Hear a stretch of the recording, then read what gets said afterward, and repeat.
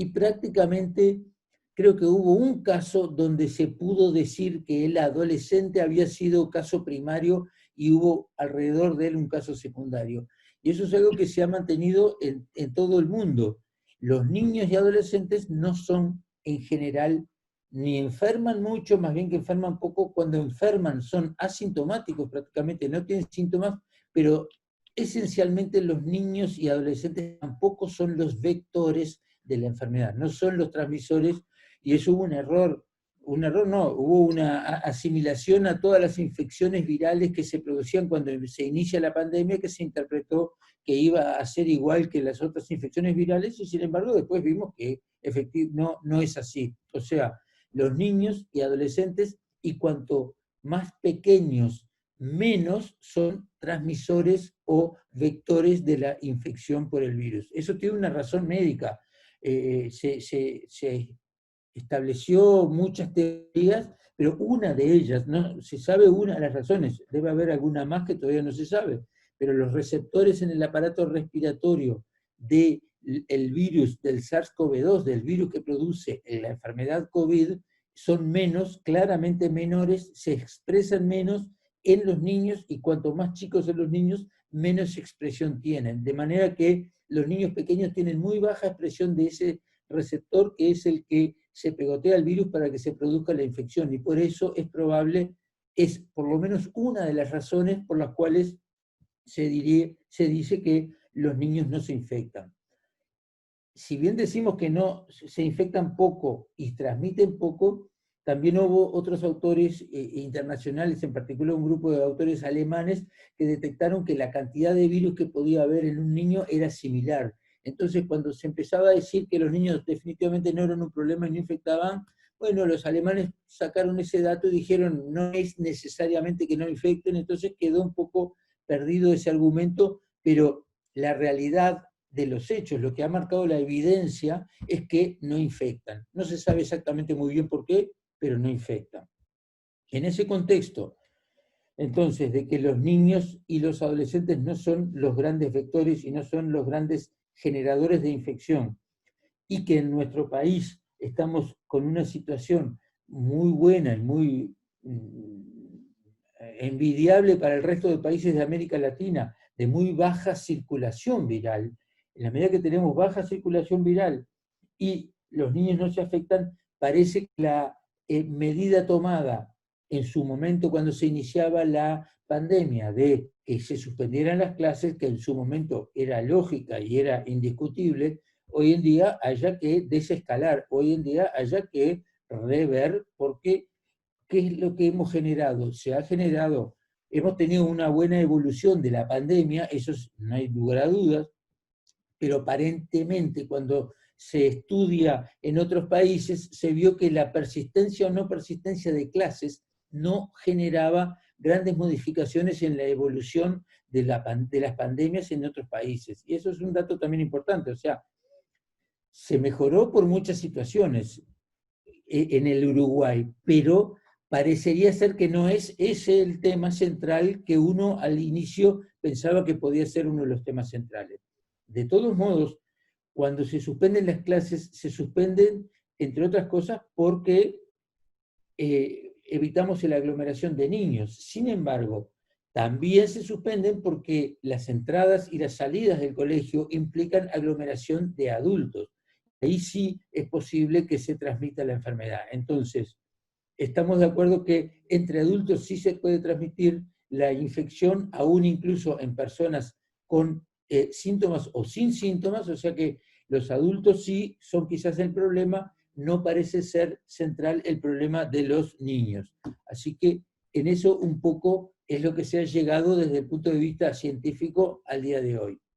Y lo que sí hemos comprobado en niños y en adolescentes es que el no concurrir a clase es dañino, no es un tema de que solamente no tienen el coronavirus.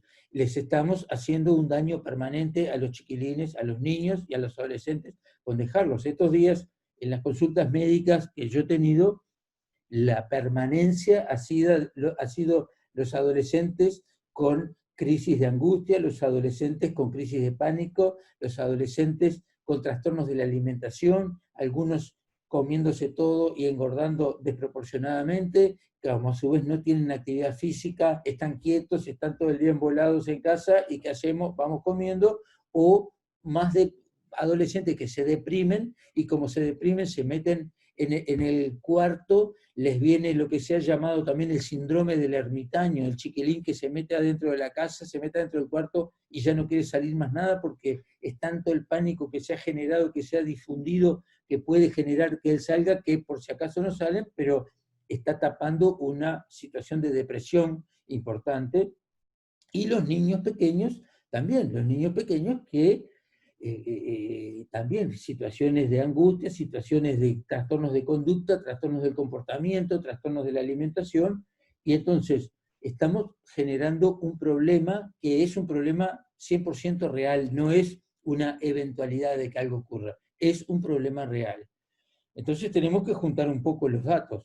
No es el niño el problema. El niño está generando ese problema por no concurrir a las clases, y, bueno, tenemos que entender, las escuelas son escuelas y son lindos lugares si hay niños. Si las escuelas no tienen niños, son edificios espantosos que no sirven para nada. La escuela vive cuando tiene los niños encima, y los niños tienen obligatoriamente necesidad de compartir con sus pares. No es solamente un tema académico en el sentido de que lo que iba a aprender en la escuela lo voy a aprender con una computadora, lo va a aprender porque la mamá se lo va a enseñar a costas del trabajo de la madre o del padre. Los niños tienen que socializar, van a la escuela más para socializar, más para compartir, más para convivir con sus pares, que por lo que vayan a aprender. Lo que vayan a aprender, lo aprenderán ahora o lo aprenderán en otro momento. Pero lo que sí es necesario es que los chiquilines vayan, compartan y convivan. Es necesario y es saludable para los niños que no estén bajo los ojos de sus padres 24 horas sobre 24. Les hace daño a los niños, les hace daño a los padres, nos hace daño a todos, y nosotros queremos que los chiquilines sean chiquilines felices, que se socialicen, que aprendan a convivir con sus pares y que puedan tener momentos, horas del día que no están bajo el mandato de sus padres y que sean ellos mismos. Entonces, es realmente importante, es realmente necesario que los chiquilines concurran a clase. No hay ninguna duda que el no concurrir a clase genera daño, y genera daño para los niños en los contextos aceptablemente desde el punto de vista sociales, culturales y económicos, fundamentalmente en aspectos de salud mental. En los contextos más críticos desde el punto de vista social, una serie de otras cosas, como es la alimentación, como es el cuidado, como es el abuso, como es un montón de cosas que también motivan que los niños tienen que ser vistos por los maestros, tienen que concurrir a las escuelas. Los niños no tienen forma más de defenderse o de denunciar lo que les pueda pasar. Tienen dos sitios para hacerlo. Uno es la escuela y otro es el consultorio pediátrico. No tienen otra opción para plantear situaciones. Entonces, las dos cosas tienen que retomarse, tanto la escuela como los controles pediátricos presenciales tienen que retomarse. Eso, lógicamente, trae aparejado, bueno, pero ¿y qué riesgo tenemos? Riesgo siempre hay. Nunca nadie puede garantizar no hay riesgo. En la vida yo no tengo riesgo. ¿Qué riesgo tengo yo? ¿O quién me puede garantizar que si yo voy a trabajar mañana y mañana no me pise un auto y me mate? Nadie me lo puede garantizar. Lo más probable es que no ocurra. Lo más probable es que no me pase un ómnibus por arriba y me mate. Pero nadie me puede decir firmado, usted vaya tranquilo que no tiene riesgo de que lo pisen. Bueno, riesgo de enfermarse es posible, pero la enfermedad es una enfermedad en los niños y en los adolescentes de muy buena evolución habitualmente. Puede haber casos excepcionales, nadie está libre, nadie está exento o tiene la certeza de que pueda no infectarse. Cualquier persona se puede infectar, pero lo más probable es que eso no genere problema. Pero pensemos en que, primero, estamos en una muy buena circulación viral en el Uruguay. Segundo, los riesgos y las posibilidades de problema en los niños y adolescentes son bajas. Tercero, estamos haciéndole daño a los niños y a los adolescentes si no concurren a la escuela, y el problema pasa a ser muchas veces, bueno, pero en casa, mi suegra vive en casa, que es la abuela, y tiene obesidad, o tiene diabetes, o tiene 78 años. Y sí, lo sentimos mucho. Habrá que cuidar a la abuela. Lo que no podemos es dejar rehenes a los niños, porque por si acaso no me vayan a infectar a la abuela. Sorry, la abuela se tendrá, yo me tengo que cuidar de mis nietos, pero veo a mis nietos. Yo me puedo enfermar, y sí me puedo enfermar, pero elijo, igual prefiero ver a mis nietos y correr el riesgo. No podemos dejar a los niños, hacer daño a los niños para una potencial o eventual cuidado de los abuelos, o de los tíos, o de los familiares que viven en casa. Para eso, para que el riesgo sea el menor posible, es que se toman las medidas. O sea, no es que los niños entren a la escuela a decir se acabó el problema y no hay ningún problema, no va a pasar nada. No, no tomamos medidas. Se toman todas las medidas posibles y razonables para que la actividad escolar de los chiquilines pueda reiniciarse. El distanciamiento físico, se va a cuidar, las autoridades han emitido indicaciones y protocolos a todos los centros de enseñanza para mantener ciertos criterios de distanciamiento físico, el uso eventual del tapaboca, la higiene, manos, agua y jabón, etc. Esos son los 3 puntos centrales para los cuales se están haciendo cosas para evitar la posibilidad de la infección. ¿Las evita 100%? Por supuesto que no, no lo evita 100%. Pero de la misma manera, podemos decir, prácticamente es impresentable la cantidad, los pocos casos que hay de circulación viral. Entonces, tampoco eso nos puede quitar que le demos la salud adecuada y la felicidad adecuada a los chiquilines. Entonces, hay muy poca circulación viral, no existe un riesgo grosero de infección, tomamos las medidas de precaución elementales y más importantes, respetamos las medidas que imparten las autoridades en la actividad escolar en los colegios, y tomamos y asumimos el riesgo, por supuesto, siempre asumimos el riesgo.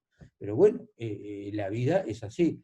Creo yo que hay que asumirlo, y bueno, y habrá que ir viendo cómo nos manejamos en cuanto a que cada casa es particular, cada situación es particular, cada niño es particular.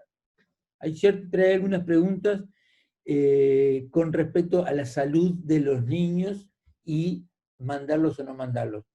Son absolutamente mínimas las posibilidades de que haya factores de riesgo en los niños que generen el problema de una enfermedad más grave. Porque, o sea, los niños pueden tener factores de riesgo, pero son los mismos factores de riesgo por los cuales uno no manda a los niños en otras situaciones, no ahora por el coronavirus. O sea, si un niño está en un tratamiento con medicación que hace que bajen sus glóbulos rojos, blancos en forma extrema, ese niño no va a ir al colegio, sí, lógicamente, no solo por el COVID, por el VRS, el adenovirus, el influenza virus, el parainfluenza, hay muchos virus y otras bacterias que pueden generar un problema, entonces no es eso. El problema a veces de la diabetes, como se ha dicho mucho de la diabetes en los adultos como gran causante de problemas cuando un adulto se enferma, sí, es cierto, pero una diabetes que está compensada y que está en tratamiento adecuado, por supuesto que los padres consultarán con los pediatras tratantes de sus niños para consultarlos, pero en principio una diabetes controlada y bien compensada y bien manejada no es una contraindicación, no indica que el niño no pueda ir a la escuela. Acá hay unas preguntas que voy a ir contestando porque si no, después se me van acumulando y se hacen demasiadas. Una de las cosas que pueden habilitar grabar la charla, no hay ningún problema. En relación a ambientes abiertos o ventilados en estos días de frío, eso es un tema bien importante. los salones de clase, en lo posible, si tienen sistema de calefacción, que se supone que hay un sistema de calefaccionar las habitaciones hay siempre, que estén prendidos, pero de todos modos siempre dejar algún movimiento de aire. O sea, si algo hemos aprendido es que el movimiento de aire es importante, que no esté muy encerrado. Lugares que hay de repente 15 a 20 personas, 16 personas, no sé de cuántos son los salones, de cuántos niños van a albergar esos salones, pero siempre que haya movimiento de aire, y si se tienen que abrigar un poquito más, pues se abrigan un poco más. El frío en general lo pasamos más los grandes y no los niños, pero que haya movimiento de aire. Y si hay un aire acondicionado, que esté prendido el aire acondicionado, y también igual haya una ventana entreabierta como para que circule el aire. Eso siempre es bueno. ¿A partir de qué edad es recomendable el barbijo? El barbijo es muy molesto para los chiquilines y sin duda es una de las cosas que nos va a generar grandes problemas. En principio, los niños no infectan o es muy poco probable que infecten a los adultos. Entonces, el barbijo, como está concebido hoy en día, es esencialmente su finalidad es evitar que si yo estoy infectado y estoy asintomático, mis secreciones transmitan a otras personas. Esa es la finalidad principal del barbijo. No es tanto que yo evite inhalar de otros. Es más que todo que la persona infectada no elimine secreciones contagiantes respiratorias. La posibilidad de que un niño esté infectado y asintomático y transmita es muy baja, pero además con el barbijo disminuye mucho. Pero es importante el barbijo cuando están en clase, cuando van a estar 4 horas en clase, es poco probable que soporten ese tiempo con el barbijo. Yo creo que lo más importante quizás sea que en el momento de entrar, cuando hay aglomeraciones de chiquilines, primero que todo, en el momento de entrar y en el momento de salir, evitar las aglomeraciones de los padres. Ese es el punto más importante que el problema con los niños, que los padres no se junten entre ellos, que no sea un calambre de gente que está todos juntos dejando al nene y a las 5 todos juntos retirando al nene. La entrada y la salida que sea escalada de manera que no haya grandes acumulaciones. Y los niños cuando los llevan, de repente, cuando están entrando que se acumulan mucho, y cuando salen que se acumulan mucho, se aglomeran mucho, en esos momentos sí tener que se pongan el barbijo. Cuando los niños están dentro de la clase, se ha logrado que se sienten, que no es una cosa sencilla, pero si hemos logrado que todos los chiquilines estén sentados, ahí y más o menos se ha logrado un distanciamiento físico entre cada asiento de cada niño, de 1,5 metros más o menos, y la maestra o el maestro, el docente, puede estar separado un par de metros desde hasta el primer fila de niños que están en la clase, ahí los niños se pueden sacar el barbijo en la medida que estén quietos y no estén a los gritos, incluso la maestra también se puede sacar el barbijo, porque los docentes podrán dar clase en determinados momentos con barbijo, pero los niños pequeños, los preescolares y los escolares de los primeros años precisan la gestualidad del docente, no. Si no, igual podrían aprender las cosas por la radio, no la pueden aprender solamente por escuchar, tienen que ver la boca y ver el gesto del docente. Eso es enseñanza, eso es aprender, no solamente escuchar. Y esa transmisión de la gestualidad tiene que ser dada, sin lugar a duda, sin el barbijo. Entonces, cuando se logren las condiciones de distanciamiento físico en un ambiente que está cerrado, pero con ventilación, o sea, están adentro del salón, hay cierto movimiento de aire, estamos en plena actividad docente, sacarse el barbijo en ese momento, manteniendo la distancia, parece aceptable. Lavado de manos, alcohol gel, y se sacan el barbijo y dan la charla, y sobre todo eso pensando en los niños más pequeños. En los escolares más grandes o en los liceales, muchas veces puede no ser necesario sacarlo o no lo sacan, eso lo van regulando. De repente los chiquilines lo pueden sacar, el docente lo mantiene, si el docente puede mantenerlo, y cuando, sobre todo el barbijo, cuando se acercan a ver si el chiquilín está copiando en el escrito y entonces se acercan mucho para ver lo que escribe, todo eso, bueno, ahí que se pongan el barbijo. Yo quisiera ver cómo va a ser un escrito. Yo ya me hubiera gustado a mí tener un escrito con el barbijo puesto y que las maestras, los docentes no se dieran cuenta cuando estoy copiando con el de al lado quién era el que estaba hablando. Eso hubiera sido un punto a favor para mejorar los escritos. Pero bueno, con sentido común, el objetivo final no es el barbijo, el objetivo final es que no se enfermen, que no se infecten y que los momentos de pérdida del distanciamiento, ahí se coloquen el barbijo. Cuando el distanciamiento se ha logrado y estamos todos más tranquilos, ahí el docente puede sacárselo un rato, porque también es muy cansador y es complicado, y los chiquilines también. En los chiquilines y por aspectos de salud del chiquilín, tampoco es bueno que pasen 4 horas con el barbijo. Sobre todo chiquilines si han tenido asma o están con alergias respiratorias, tener una cosa que los está tapando permanentemente es un problema. Entonces, en lo posible, también en esas circunstancias, cuando no hay mayores riesgos de contacto físico muy pegoteado entre uno y otro, ustedes acordarse que hay que acordarse siempre que de qué depende de que yo me infecte. Depende fundamentalmente de 3 cosas que yo me infecte de otra persona. Tiene que haber una concentración determinada de virus en la cantidad, o sea, tiene que haber una eliminación con una alta concentración de virus, pero a su vez tiene que haber cierto tiempo en que se acumula eso. O sea, si yo me acerco, veo que escribió el chiquilín y me alejo, no hay ni siquiera tiempo para que yo elimine, aunque yo esté infectado y sea no consciente de que estoy infectado, no da tiempo que se genere. Y a su vez tiene que haber una distancia mínima. Claro, si es un instante, es como darle un beso al abuelo. Le pueden ir y dar un beso al abuelo, pero es un beso y después está, se acabó, se separó, lo saludó y ya no está jugando, hablándole arriba al abuelo. Entonces, el riesgo ahí se disminuye al mínimo. Entonces, tengamos tranquilo de que no va a ser ese el problema. Déjame ver un poquito de edad. ¿A partir de qué edad? Hay una edad clara que no se puede usar el barbijo, no se puede usar menores de 3 años. Eso está prohibido.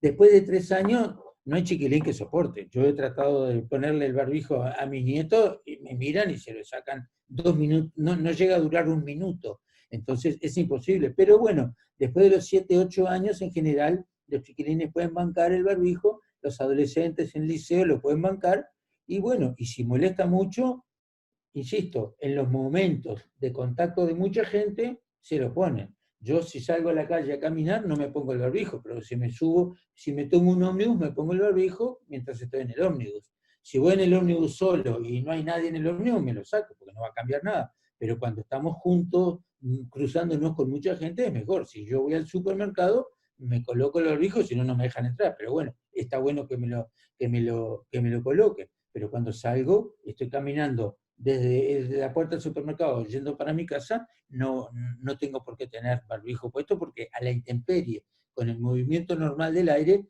no hay prácticamente chance de que se infecte a alguien. Sigamos viendo. Las preguntas: ¿van a usar el aire acondicionado por relación? No se va a usar, no sé si es que no se va a usar el aire o es que hay que controlar los filtros. Eso no tengo claro qué es lo que indicó ANEP. Lo que creo que hay que hacer es, quizás, hacer una limpieza de los filtros diariamente, que es una cosa muy sencilla. Se saca, se enjuaga, se lava, y se seca y se vuelve a poner. Pero no sé cuál es el punto. Acá Doctor, me el preguntan, protocolo, perdón, doctor, la interrupción. sí, El protocolo de ANEP para alumnos establece no uso de aire, pero bueno, es cuestión de cómo interpretar eso, en qué momentos no uso del aire. no sé, si me parece a mí que si se les plantea que diariamente, viste que sacar y poner el filtro del aire no es una cosa muy trabajosa, ¿no? No sé, repreguntar, porque si el único sistema de calefacción que tenés es el aire acondicionado, tampoco, no lo conozco, no conozco, digo, pero me parece que habría que repensarlo. Vuelvo a decir, aire circulando movimiento de aire y siempre una ventana un poco abierta para que haya entrada y salida de aire, yo en el consultorio atendiendo la consulta tengo el aire acondicionado, porque es la forma que en el consultorio tengo de calefaccionar, dejo prendido el aire quizás más fuerte que antes, pero dejo siempre abierta la ventana, de manera que siempre hay una especie de recambio de aire. No es un lugar cerrado, y bueno, y voy viendo los pacientes y yo qué sé. Me parece que es un poco lógico, habrá que reaveriguar eso. Me preguntan por ahí, hermanos en casa con inmunosupresión. Decíamos que específicamente los niños con inmunosupresión, los niños que tienen enfermedades reumáticas, artritis reumatoidea o que toman medicación inmunosupresora, si ellos están con una leucopenia muy importante, o sea, con un descenso muy marcado de glóbulos blancos, en principio no es por el coronavirus. No van a escuela, no van a clase, porque ellos es así. El problema es con los hermanos. ¿Qué hacemos con los hermanos que están en casa? Cuidamos al hermano cuando el hermano vuelva de la escuela, pero no podemos hacer que un niño no vaya a la escuela ni porque está el hermano con inmunosupresión, ni porque está el abuelo que tiene diabetes, ni porque está el otro abuelo que tiene sobrepeso, ni por nada. Los niños no son los que se enferman, no podemos poner de rehenes a los niños que dejen de ir a la escuela como si eso vaya a hacer desaparecer el riesgo de las personas que están en casa. Lo más probable es que las personas que están en casa se lo transmita un adulto, no se lo transmita el hermano. De todos modos, lógicamente, si tiene un hermano con una inmunodepresión importante, en el momento que está inmunodeprimido importante, por supuesto, cuando vuelve se lava las manos, el alcohol gel, el cambio, si ustedes quieren específicamente ahí de ropa, y evitar que esté el hermano arriba del hermano muy en pegote con el hermano que está con la inmunodepresión. Pero no es medida razonable que el que va a la escuela, deje de ir a la escuela, porque tenemos que tener presente que esto no va a cambiar mucho de acá en adelante. Entonces, ya es un problema lamentable tener el hermano con inmunodepresión, porque seguramente tiene una enfermedad que está recibiendo medicación importante, pero no agrandemos más daño colateral al pobre niño que está con inmunodepresión, que su hermano no pueda concurrir a la clase. Es algo que no sería lógico y no es aceptable, y me parece que no corresponde. Y lo digo desde el punto de vista como abuelo, yo no voy a dejar que dejen de ir mis nietos a sus actividades porque después me puedan contagiar a mí. Si yo me contagio, es mi problema. En los casos de adultos, no de hermanos, digo, ¿no? Adultos o personas con comorbilidades en casa. No podemos someter al niño a que sea rehén de los problemas que tengan los adultos o los abuelos en sus casas. Los adultos y los abuelos tendrán que ver cómo se les arreglan, tendremos que ver qué es lo que hacemos, pero la actividad de la casa es importante. Y la actividad de la casa es importante porque el niño precisa estar socializado, precisa socializar. La escuela no es algo que se pueda transmitir por una computadora. La escuela es para que los niños tengan su actividad de socialización, los niños logren convivir con sus pares. La escuela, cuando no tiene niños, no es nada, no es escuela. Y la escuela es en la medida que hay niños que conviven con sus pares, que aprenden a socializar.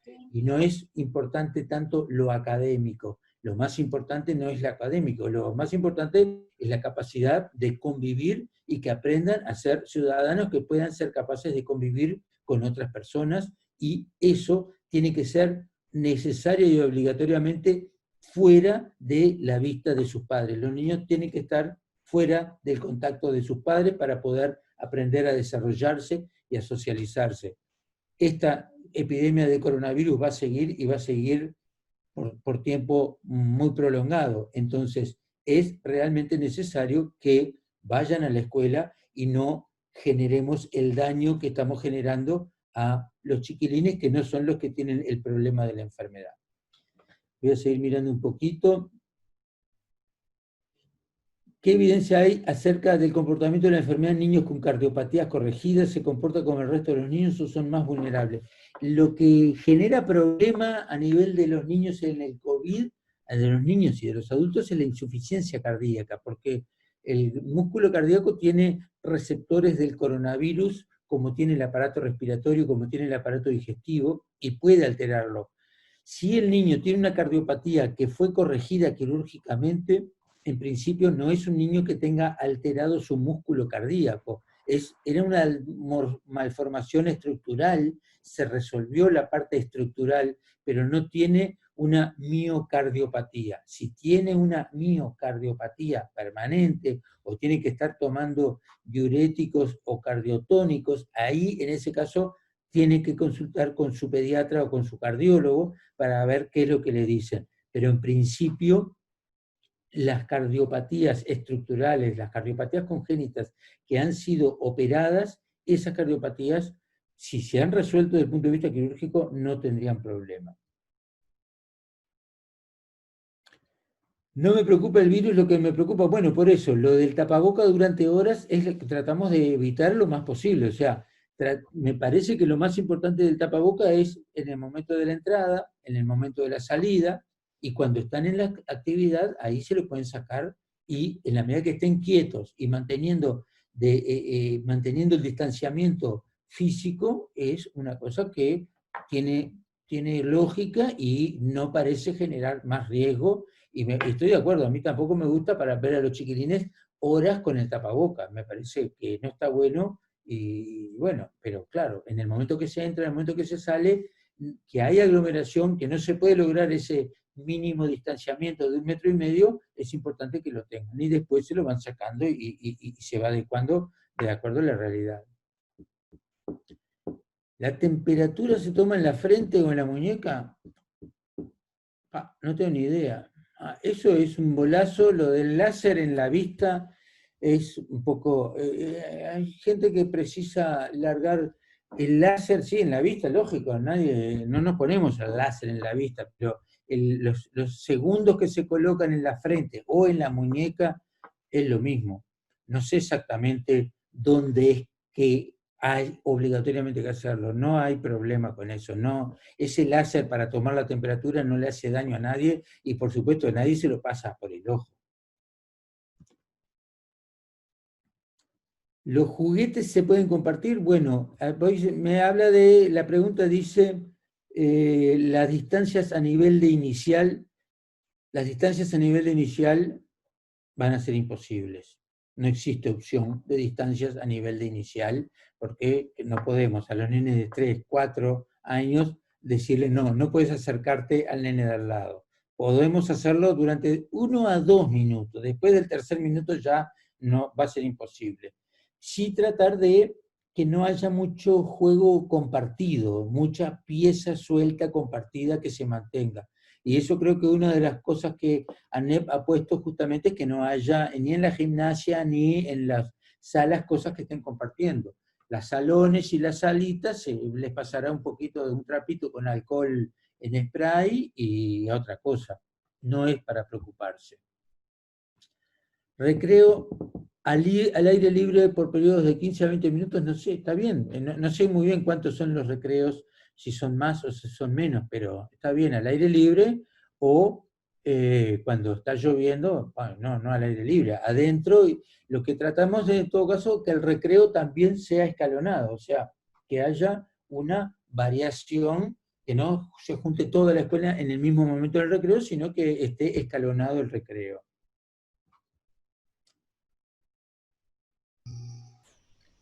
Un niño con una cardiopatía congénita compleja, ¿es recomendable aún no comience las clases? Y yo diría que en principio hablen con el cardiólogo o con el pediatra del niño, con el cardiólogo, porque hay que ver, vuelvo a decir, si es solamente una cardiopatía estructural y está resuelta quirúrgicamente, no sería problema. Si mantiene mucha alteración cardíaca, de repente puede ser un riesgo. No sé si tanto por el coronavirus, sino por cualquier otro virus. Entonces, que hable con el cardiólogo, por si acaso. Jabón, papel, toalla. Álvaro, por favor, ¿puedes hablar de esto? Muchas gracias. Lavado de manos. El lavado de manos es lo más importante, es muy importante. Es importante sobre todo en el contexto de las tres medidas, ¿no? Es tapaboca cuando están entre mucha gente, distanciamiento físico sostenido y higiene de manos. Higiene de manos que puede ser agua y jabón o puede ser el alcohol gel. Tampoco psicotizarnos con los niños de que queden muy paranoicos, de que no puedan tocar nada. Hay que entender que se ha descrito que el virus puede persistir vivo en el cartón un día y en el metal 3 días, etc. Eso no es necesariamente quiere decir que se infecten las personas cuando tocan eso. La vía de inhalación, de adquirir la enfermedad por el coronavirus es la inhalatoria, no hay otra, es la inhalatoria. Excepcionalmente, si hay secreciones acá y yo vengo atrás y toco secreciones y hay suficiente cantidad de secreciones y me las llevo y entran en contacto con mi mucosa, puede excepcionalmente generarse una infección, pero es la excepción, no es la regla. El hecho de que haya detectado que el ARN viral puede persistir en el cartón, o en la madera o en los metales, no quiere decir que necesariamente sea contagiante. Es recomendable la higiene, por supuesto, cuando se retomen las clases, con un trapito, con alcohol 70, pero bajémosle la revolución. El problema de los niños cuando se infectan poco, pero si se infectan, habitualmente es un adulto que está al lado que le está infectado y que le transmite el virus. Hoy en día no tenemos prácticamente adultos infectados en la población del Uruguay, entonces las posibilidades de que haya una transmisión son realmente bajas, realmente bajas. Y una de las cosas que sí forma parte del protocolo es que se les va a interrogar, por supuesto, si hay un niño en casa y en esa casa hay alguien que está en cuarentena por sospecha de coronavirus, ese niño durante esos días, mientras está en la sospecha, no puede concurrir a clase, elemental. Si está con fiebre o con fiebre y tos, no va a concluir la clase. Y esos son los puntos centrales. Si hay claramente un sospechoso o un confirmado de COVID en el domicilio, cada uno tiene que ser consciente de que va a mandar al niño dejando claro de que eso no está ocurriendo. Ahí hay que apelar a la responsabilidad individual de cada uno. ¿Las maestras no es mejor que usen las mascarillas más que el tapaboca? No, no necesariamente. Las mascarillas tipo marcianos con el acetato son un poquito complicadas y la eliminación de la niebla que se elimina en la respiración hablando es lo que más protege es el tapaboca. Puede usarse, si uno se pone estricto, las mascarillas estas de acetato se usan para personas que atienden público en sitios donde puede venir mucha gente y no hay una mampara. Si yo tengo una mampara donde en un mostrador, no tengo que usar mascarilla de acetato, solamente uso tapaboca. Estrictamente hablando sería la mascarilla y el tapaboca. Eso sería lo más correcto, pero tampoco me parece que haya que disfrazar al docente de marciano para dar una clase, estar 45 minutos en un salón, y vuelvo a decir lo mismo. Nos hemos acostumbrado al tapaboca, bueno, nos mantendremos el tapaboca y el docente cuando logra cierta distancia y está adelante y están todos manteniendo la distancia mínima y el docente está a 2 metros de los alumnos, puede también eventualmente sacarse la mascarilla, o es el tapaboca, y hablar y dar la charla, dar la clase sin ponerse nada. Me parece que eso sería lo más lógico, porque también para el docente estar dando una clase y hablando permanentemente con algo puesto que te impide respirar bien es muy molesto. Pero si se logra mantener la distancia y hay una buena ventilación en el salón de clase, el riesgo prácticamente es inexistente. Eso es que respetemos para que el docente pueda dar la clase tranquilo. La diferencia entre barbijo y pantalla transparente es eso. Cuando yo estoy hablando con una pantalla, en realidad la niebla queda pegada al lado de adentro de la pantalla, pero no se frena como se frena cuando yo tengo un barbijo de tela. lo que se ha estudiado más es el barbijo, más que la pantalla. Las pantallas en medicina yo las uso si yo tengo que estar en el hospital, hacerle aspiraciones a un niño de secreciones que se generan mucho aerosol, yo me pongo el barbijo, pero además me pongo la pantalla para protegerme los ojos, porque yo estoy generando mucho aerosol, y eso es una actividad que no es lo que pasa en una escuela, en una clase. Entonces, no es imprescindible, digamos. Actividad física que están todos precisando, sedentarismo, todo ese tipo de cosas, ¿implica riesgos? Bueno, la actividad física tiene a favor el hecho de que es a la intemperie, o por lo menos en sitios particularmente grandes. Eso, por supuesto que la actividad física se hace sin barbijo y se hace a la intemperie o en los gimnasios cerrados, pero se puede hacer. Es necesario hacerlo, hay que retomarlo y hay que tratar de evitar que toquen cosas en común, yo qué sé, los aros, las cosas que tocan mucho, bueno, evitar en todo caso eso, que sea un poco más individual y que no estén tocando, pero 100% de acuerdo, hay que salir. Y si no, salir todos los días a caminar por la Rambla o a caminar por un parque o a caminar, pero salir y caminar y moverse, no estar todo el día encerrado. Es imprescindible por el tema del sobrepeso, por el tema de la cabeza de los pobres chiquilines.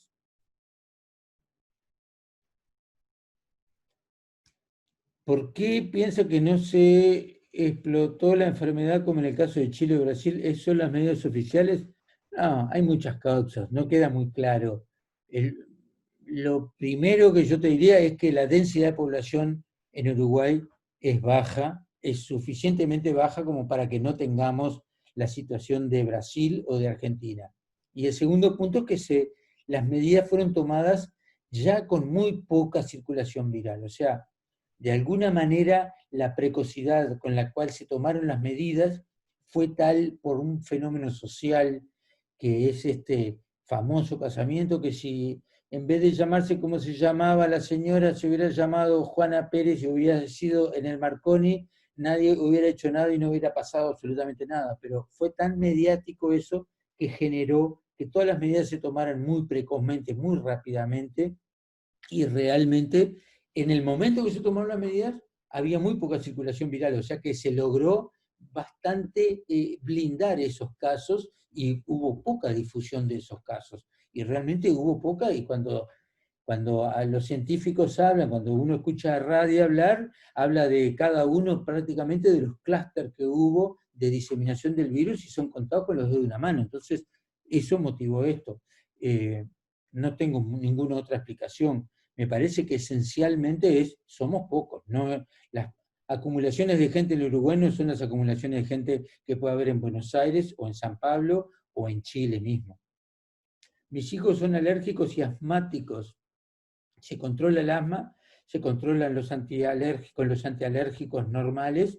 Los que son muy alérgicos y tienen rinitis alérgicos, que no los echen de la escuela cuando lleguen porque tengan su alergia, porque es inevitable que van a tener su alergia, porque estamos en la época de las alergias. Estamos viviendo un momento mágico, porque prácticamente como no hay clase y está todo el mundo muy cuidado, hasta las asmas son mucho menos que hay, porque al no haber infecciones virales, que son los grandes desencadenantes de la crisis asmática, hay mucho menos crisis asmática. Pero bueno, en algún momento eso probablemente empeore, no por el coronavirus, sino porque los virus respiratorios pueden generar los problemas. Pero bueno, eso es así, la vida es así, ¿qué le vamos a hacer? Hay que tratarlos, y quizás los asmáticos, cuidado que no permanezcan tampoco demasiado tiempo con el barbijo puesto.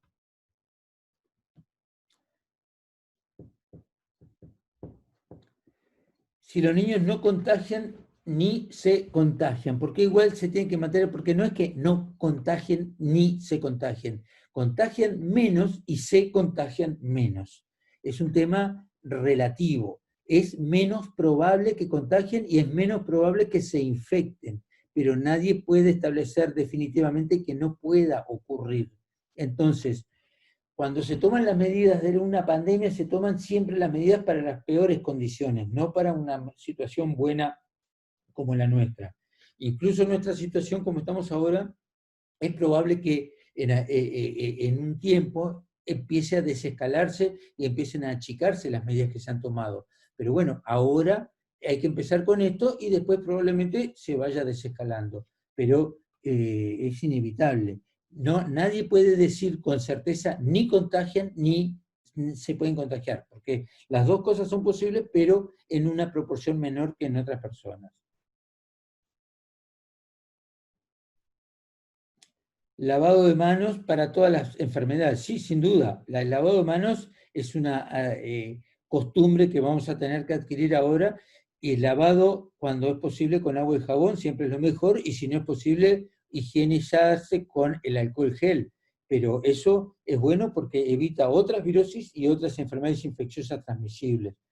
Siempre igual digo, tampoco transformemos a los niños en niños paranoicos que no se animen a tocar las cosas por miedo a contaminarse, porque el cerebro del niño es muy elástico y es muy fértil para que, si en la maestra se lo dice, el director de la escuela se lo dice, el papá se lo dice, la mamá se lo dice, el niño termina paranoico que no se anima a tocar nada porque tiene miedo que se va a morir. Y eso lo vemos y lo comentan los niños. Así que también bajemos las revoluciones, establecer las pautas de lavado y sobre todo la vuelta de la escuela, lavado de manos, lavado de cara, nos sacamos la túnica, la dejamos, la colgamos y mañana nos volvemos a poner la túnica y arrancamos para la escuela. Gracias y saludos. Milen, un gran saludo para Milen Dabrié, que me manda un mensaje, que es la colega, que es una excelente colega y muy querida por mí. Frente o muñecas es lo mismo, eso es lo mismo, no nos calentemos con cómo le van a tomar la temperatura, cero estrés, y si pues en la frente o en la muñeca es lo mismo. No, nadie va a dejar ciego a nadie por usar el instante que se usa el láser para tomar la temperatura. Que en primaria los niños se presten, bueno, es mejor que no se compartan muchos útiles, pero va a ser imposible evitar que compartan los útiles. La vida es así. El virus llegó para quedarse, tampoco podemos poner una cárcel en cada escritorio de un niño y que no puedan compartir. Los niños van a la escuela a socializar, a compartir y aprender a convivir en sociedad. Tiene que seguir siendo así. Para los adolescentes ha sido realmente terrible. Va a haber que hacer mayor apoyo psicológico ahora que antes. Yo lo he vivido en los pacientes que estoy atendiendo, realmente, desde el síndrome del ermitaño, que es el niño, el adolescente que no quiere salir más, te dice que ya no soporta más, y bueno, ha habido casos de depresión y ha habido casos de suicidios, así que, por favor, al adolescente hay que prestarle mucha atención con todo esto y empezar a abrir un poco la cancha y arriesgarnos más a que eventualmente, en el peor de los casos, tengan la infección por el coronavirus. No parece tan grave. ¿Alérgicos con problemas respiratorios? No, en principio no. Cuidarse las alergias, van a estar mejor este año que otros años porque no van a tener otras virosis, pero bueno, el mantenimiento de los tratamientos como siempre. Para los padres ir a buscar a los niños, bueno, recomendaciones, nada, usar el tapaboca cuando se acumulan los padres para retirar a los niños. Eso sí, como no se logra mantener el distanciamiento físico, hay que mantenerlos, mantener el tapaboca. ¿Hay alguna recomendación o pauta para los chicos con SD? Síndrome de Down, supongo.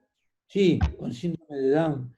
Bueno, son inmunocomprometidos, hay que cuidar un poco, pero no más allá del mismo cuidado que para cualquier infección viral respiratoria. No hay tampoco descripciones específicas que digan que niños con síndrome de Down han tenido, que yo haya leído que hayan tenido enfermedades más graves o más severas. Son inmunocomprometidos, no son inmunodeprimidos, tienen algún compromiso inmunológico. Habrá que cuidarlos un poco más, pero si van a la escuela que sigan yendo y habrá que asumir el riesgo.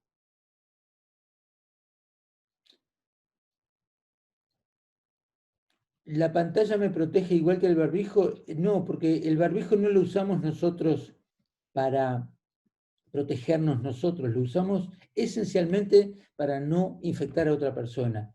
Vuelvo a decir lo mismo, pantalla o barbijo no se pueden poner en la misma escala, son cosas diferentes, tienen fines diferentes. Cuando no vamos a poder mantener el distanciamiento físico, el rato ese es mejor tener el barbijo que la pantalla.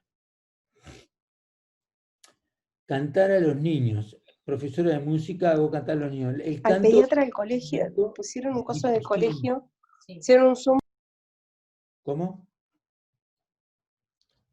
Buenas tardes, soy la profesora de música. El tema de cantar en los niños es importante. Eso hay que aclarar que el canto específicamente es una forma de eliminar secreciones.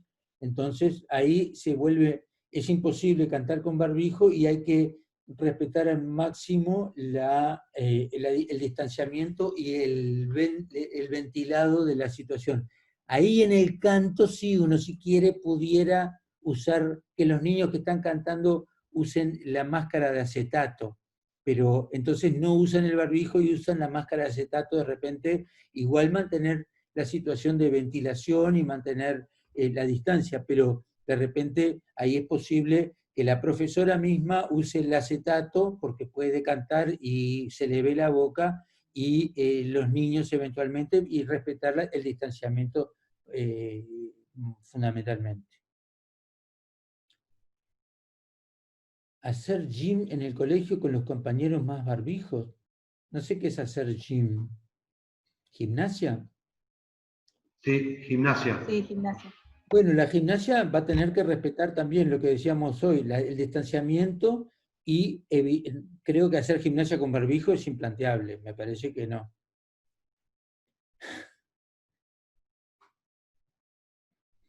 Bueno, Juan está caliente y yo te diría que, Juan, cuando quieras, anda a jugar al fútbol, armá un cuadrito con tus amigos y vayan y jueguen al fútbol. Es muy importante eso.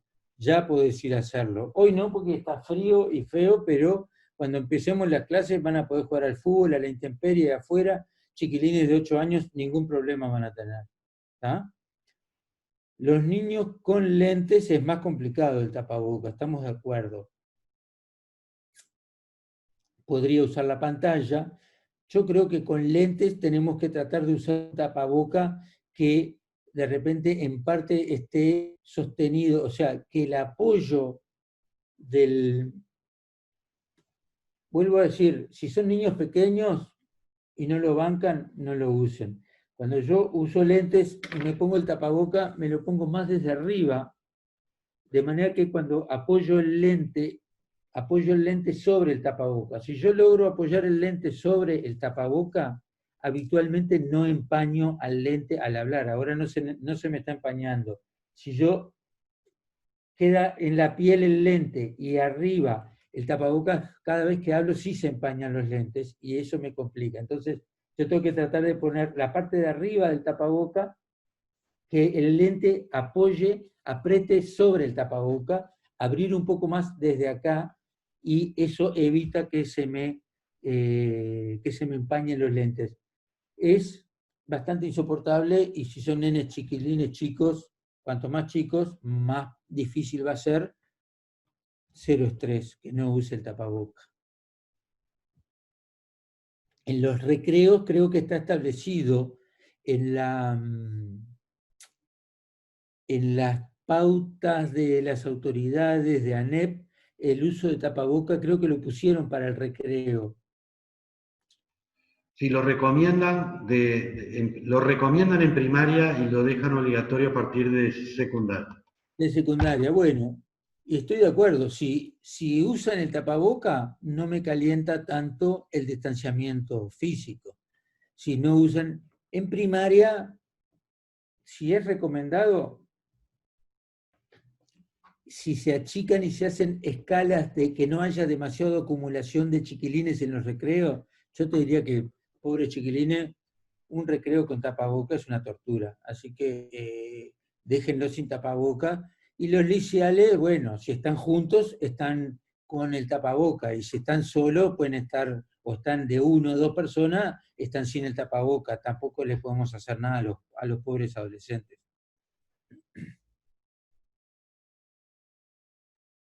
¿Alguna tela en especial? No, el tapaboca, en lo posible que sean de doble tela, o sea, de una tela interna a otra tela, y diariamente se bañan, se lavan los tapabocas, eventualmente se planchan, pero no es gran problema. El tapaboca, tener 2 o 3 para cada chiquilín y que eventualmente lo cambien y lo laven diariamente, sí, diariamente. O sea, cuando el chiquilín vuelve a su casa con el tapaboca, va para el lavado, o sea, se lava, se pasa un poquito de agüita, se cuelga, y se acabó el problema. O sea, tampoco es que precise esterilizarlo, no están en un bloque quirúrgico, están yendo a la escuela, ¿no? Así que tranquilidad en ese sentido. ¿Cada cuánto tiempo? El chiquilín va a la escuela, va a ir 4 horas, va con un tapaboca que se lo va a poner en el momento de la entrada, en el momento de la salida, en algún momento dentro, pero es el mismo tapaboca. ¿Ah? Creo que por acá estamos, la situación de... No creo que sea hasta la que me pregunta Laura Huertas. Yo pienso que de acá un mes, 2 meses, si la situación epidemiológica se mantiene benevolente como la tenemos nosotros en este momento, el problema es que con esta epidemia cada medida que se toma requiere por lo menos 2 semanas de evaluación para ver qué es lo que se puede hacer después, porque el tiempo de incubación del virus es de 2 semanas. Entonces, si yo tomo una medida hoy, lo que pase en esta semana, tengo que esperar después 2 semanas para saber si hubo mayor infección o menor infección. Hasta ahora, lo que se ha visto es que no ha aumentado. Empezó la escuela rurales y no hubo ningún cambio. Se hicieron evaluaciones aleatorias y fueron totalmente negativas. En el hospital yo los estudios que tengo son siempre totalmente negativos, o sea, no hemos visto nada, pero cada vez que se toma una medida, hasta que esa medida se modifique, tiene que haber evaluarse por lo menos 2 semanas para ver si hay cambios. Yo tengo la esperanza de que en 1 mes, 2 meses, si las cosas siguen bien, se vaya desescalando en el tapaboca, en las horas de escuela, en los días, cantidad de días de escuela, todo ese tipo de cosas. Pero bueno, hay que ir con paciencia.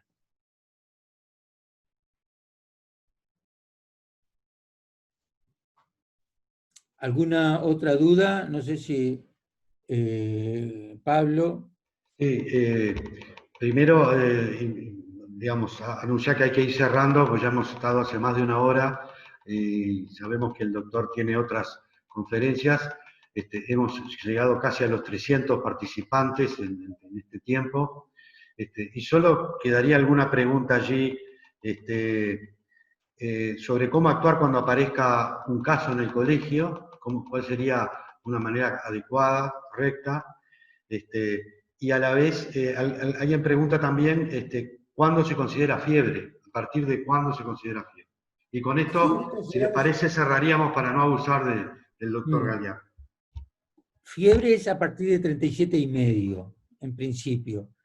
Niños con fiebre con 37,5 de ahí para arriba, en principio no deberían concurrir a clase. La conducta en el centro de estudios, en el liceo, en el colegio, cuando aparezca un caso, también va a ir siendo estandarizada por las autoridades. En principio, el niño que está con fiebre vuelve a su clase, si está en la clase vuelve a su casa, el docente que está con fiebre va para su casa, y hoy en día lo que tenemos es una buena disponibilidad de test, de manera de que de un día, con una persona con fiebre, ese día o al día siguiente se hace el test y ya se confirma o se descarta. De manera que todas las medidas de aislamiento o cuarentena de los contactos de la persona con fiebre van a ser van a ser menores, porque la disponibilidad del test va a ser rápida. Hoy en día, si yo tengo ahora, me llaman por un chiquilín con fiebre y tengo duda que puede ser un coronavirus, yo le mando el estudio y yo mañana al mediodía o mañana de tarde yo ya tengo el resultado. Entre hoy de tarde y mañana de tarde, en 24 horas yo lo voy a tener. Entonces, todas las medidas que antes eran 15 días de cuarentena y no puede hablar con nadie y tenía que desaparecer todo el mundo, bueno, habrá que de repente un niño aparezca en clase, de repente esa clase al otro día que no vaya mientras se confirma o no se confirma el caso índice. Si el caso índice es positivo, esa clase va a tener que a los 5 a 7 días hacerse toda la clase. Si esa clase, después ahí va a haber que ver, ya sabemos que vamos a tener un problema ahí y bueno, lo veremos cuando surja el problema. Hasta ahora no ha ocurrido. Entonces, por ahora estamos suponiendo el terreno de una persona con fiebre que se sospecha que se haga el test y que sea negativo. Hasta ahí sabemos más o menos lo que tenemos que hacer. Si da positivo, veremos. Esa clase se suspenderá y veremos qué se hace con el resto de los docentes, porque en un colegio es muy difícil que no haya habido contacto entre los docentes. Veremos. No va a ser grave. Estamos hablando de personas jóvenes, de niños o de adultos jóvenes o de docentes que en general son personas menores de 60 años. Así que no pienso que vayamos a tener un problema serio. Por supuesto, vuelvo a decir lo mismo, nadie está exento, nadie está libre, nadie puede garantizar nada, pero el bien más importante, que es la felicidad de los chiquilines, es lo primero que tenemos que tratar de preservar, porque los chiquilines no son culpables de toda esta epidemia y son los que se están llevando la peor parte. ¿Alguna otra duda? Doctor, el chat está lleno de agradecimientos hacia su exposición. En nombre del colegio también me quiero sumar a ese agradecimiento y reconocimiento por todo lo que ha estado haciendo y todo lo que hace. También a todos los docentes que han estado trabajando todo este tiempo, sosteniendo la actividad virtual, y a las familias que han ayudado a que el vínculo educativo no se cortara. Así que estamos todos prontos, con ganas y con mucho entusiasmo de volver a reencontrarnos de manera presencial. Así que, doctor Galeana, muchísimas gracias. El agradecido soy yo, realmente espero que les haya servido y volvamos a pensar siempre, acá el fin principal es los chiquilines, no existe chiquilín que pueda desarrollarse en forma normal en la vida, sino es fuera de los ojos siempre de los padres y en contacto con sus pares. Tiene que estar con sus pares, tiene que aprender a socializar y a convivir con sus pares, eso es el punto central. Lo académico vendrá en algún momento más adelante o más tarde, pero los chiquilines necesitan estar con otros chiquilines. Mucha suerte para todos y van a andar bien las cosas, pienso que sí. Mucha suerte y muchas gracias. Chaucito, hasta luego.